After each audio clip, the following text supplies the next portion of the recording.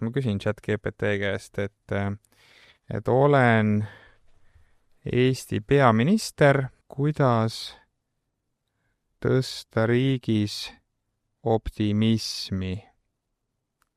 Nii, mis ta ütleb mulle? Hakkas kohe kirjutama. Nii, see on erakordne võimalus, ütleb ta, et kujundada meeleolu, usaldus, tulevikutunnet. Optimismi ei tõsta üks sõnavõtt, vaid järjepidev sõnumite, sümbolite, tegude ja nähtava hoolimise koosmäng. Ja nüüd ta toob siis mulle siin variandid täitsa. Esiteks, looge tähendusrikas narratiiv Eesti visioon 2035.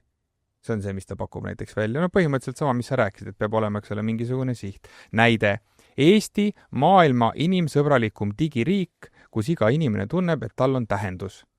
Siis ta soovitab kasutada positiivset keelt ja nii edasi. Siis teiseks, tunnusta ja märka oma inimesi.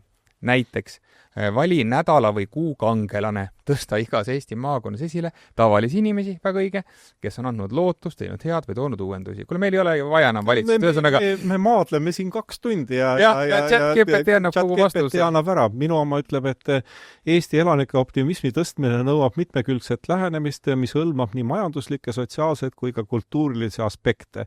Siin on mõned võimalikud viisid. Positiivsete lugude esile tõstmine.